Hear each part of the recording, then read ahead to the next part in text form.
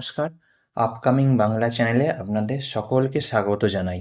আপনারা জানেন সমস্ত শিক্ষকদের জন্য বাধ্যতামূলক নিষ্ঠা কোর্সের পুরো সিরিজ আপনাদের প্রিয় এই আপকামিং বাংলা চ্যানেলে চলছে।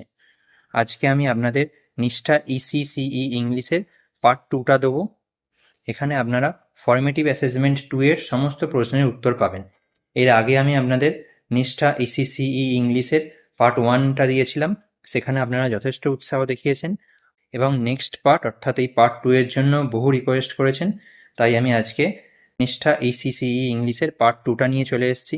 তবে এই কোর্সটা কিন্তু শুধুমাত্র প্রাইমারি শিক্ষকদের জন্য।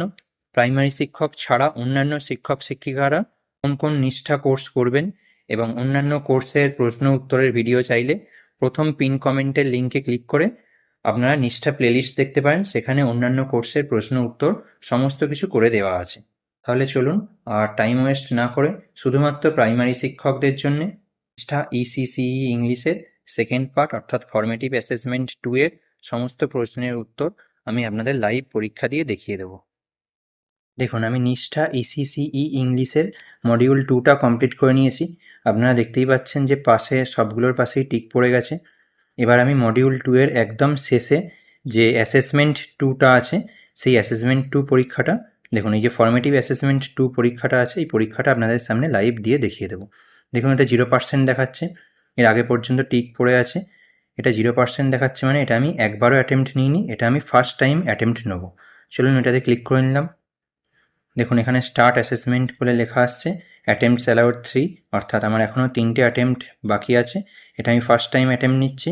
10টা কোশ্চেন আসবে, 10টা কোশ্চেনের মধ্যে 5 স্কোর করলেই কিন্তু এই অ্যাটেম্প্টটা আমি ক্লিয়ার করতে পারবো। তাহলে চলুন আমি স্টার্ট অ্যাসেসমেন্টে ক্লিক করছি।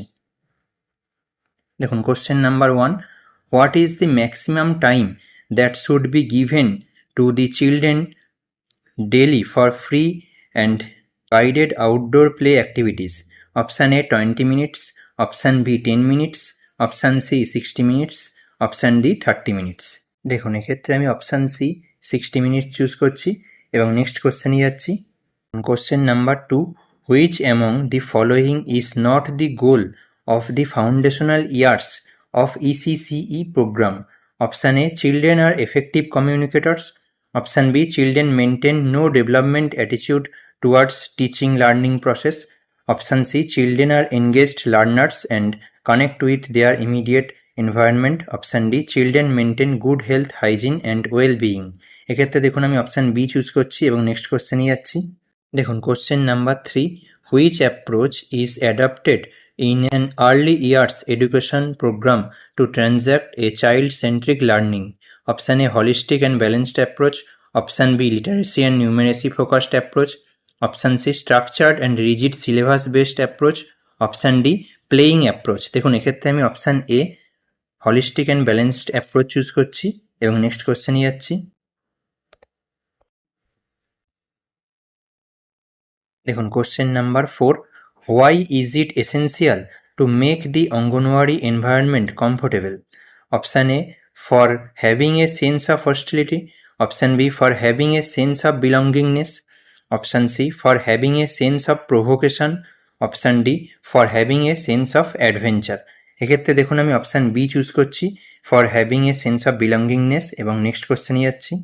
দেখুন question number 5, which skills do children use while they are playing outside and enjoying teacher guided and child initiated play?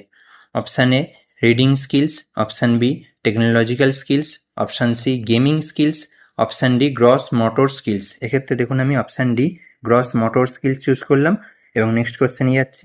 দেখুন question number 6, the indoor space can be divided into activity areas with an appropriate arrangement of option A, open shelves and child friendly furniture, option B, play equipments, option C, gardening area, option D, digging and planting equipments. এক্ষেত্রে দেখুন এটা খুবই সহজ, এক্ষেত্রে আমি option A choose করলাম, open shelves and child friendly furniture. এরপর next কোশ্চেনে যাচ্ছি। দেখুন question number 7, what is the goal of working on long term plans? Option A, achieve technological goals, option B, achieve developmental goals, option C, achieve physical goals, option D, achieve economic goals. এক্ষেত্রে দেখুন আমি option B choose করলাম এবং next কোশ্চেনে যাচ্ছি। দেখুন question number 8, What is the other name of the manipulative area in a preschool or Anganwadi? Option A, circle time area. Option B, block building area. Option C, reading area.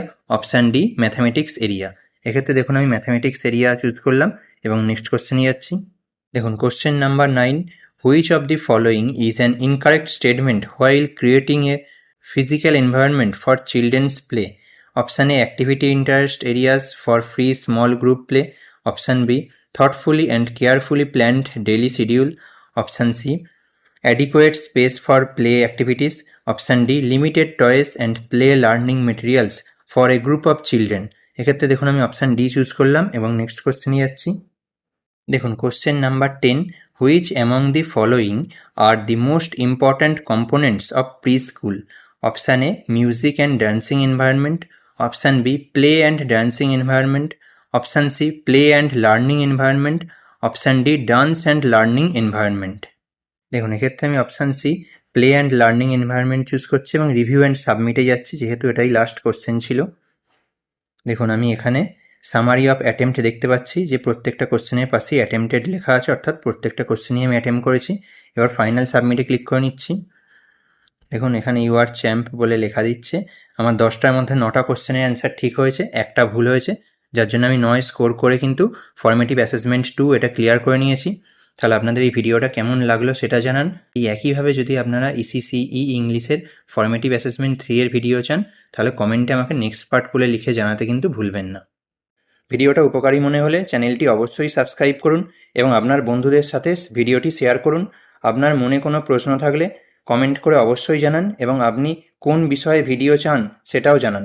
ধন্যবাদ, দেখা হচ্ছে পরের ভিডিওতে। ভালো থাকবেন।